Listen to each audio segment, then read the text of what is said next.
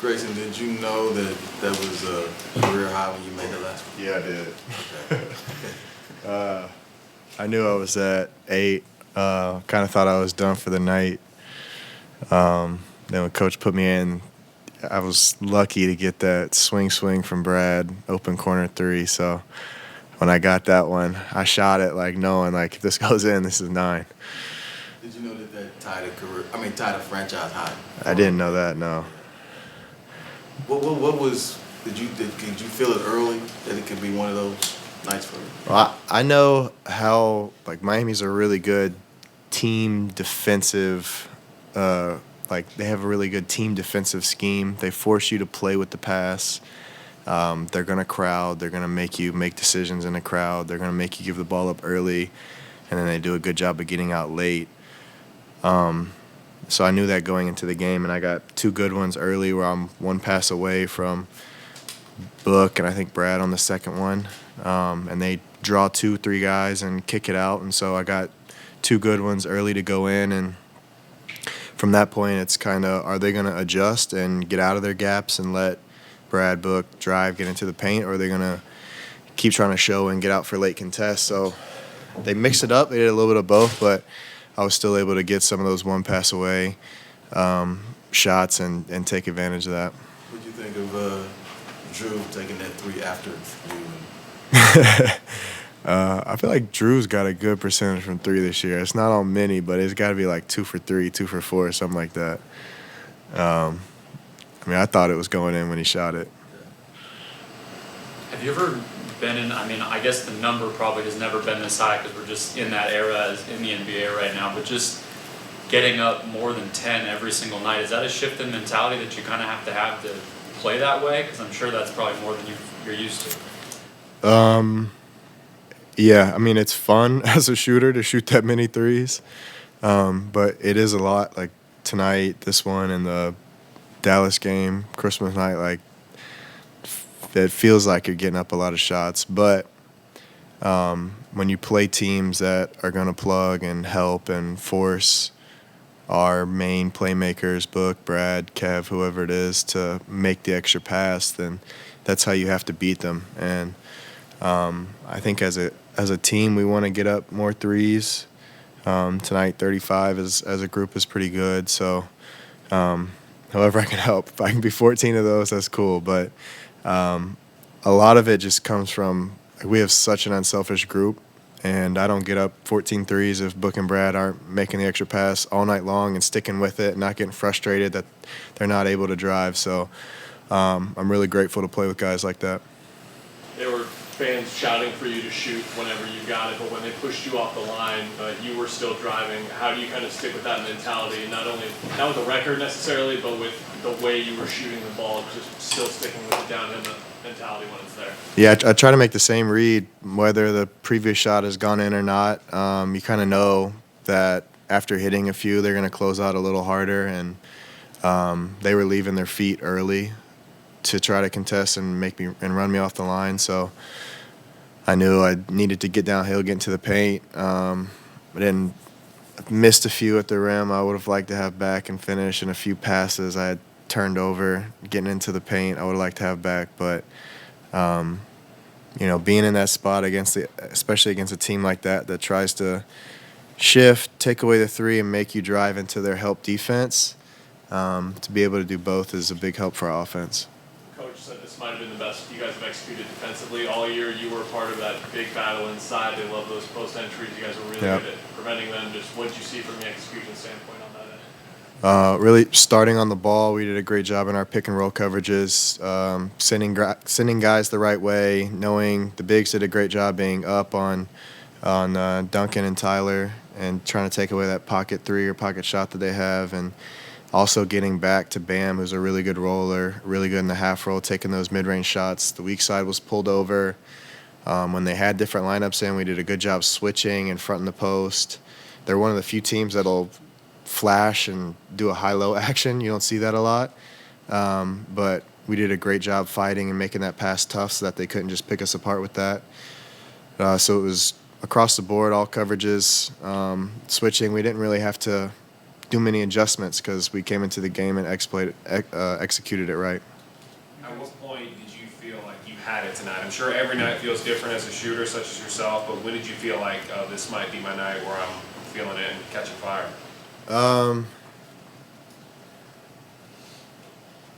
It's just I don't know. It's hard to explain. I'm a guy who doesn't I'm not bringing up the ball. I'm not our primary point of attack. So for me to feel like I got it, it's just more about what kind of opportunity am I going to get off the ball here? Is my contribution to this game going to be that they're scared to leave me so that Book and Brad can get downhill and score? And I'm good with that. Or are they going to help off and turn me into a shooter and play one pass away? And so from then it's just making the read okay, if they are going to help off, I need to get to that spot that's one pass away so I can take advantage of the help. Or if they're not, it's okay, I need to get to another spot and prevent them from having a weak side help and get easy dump offs down low or easy drives to the rim with no low man help. So I always feel like those shots kind of one off. If I get them, I'm gonna knock them down. It just happened tonight that I got two good looks early, and I think I got 10 up in the first half, and that's mostly from playing off of other guys. And in the third quarter, you guys, as a team, did a lot of good things on offense and defense, both sides of the ball. What was the key in that run? We got a lot of good stops. There was a little stretch there where we went through a lull offensively. We weren't scoring for a couple minutes, and I looked up and you kind of get into that up and down game where you're not scoring and you expect them to make a little comeback, but we were getting stopped, so we held them around that 14, 15, 16 mark. And then we did a really good job. When the game slowed down and we got into our half-court sets, we did a really good job of continuing to move the ball. We got player movement. A lot of the small stuff was really good tonight, trying to create some confusion up top. Are they going to switch, stay home? Just create a little bit of an advantage for Brad and Book up top to be a playmaker. And then continuing to execute defensively. And, they're a team that can come back in the game quickly because they're three-point shooting. And we kept them off the line, so it was good. Almost halfway through the season, do you allow yourself to have any individual goals? I mean, like leading the league in three-point shooting or something like that? Yeah, I try not to, just because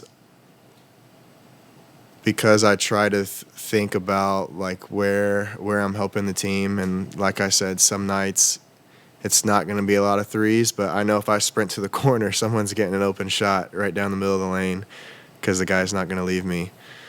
So, I'm not Steph where I'm not running off 15 screens and, our team's looking for me for hit threes.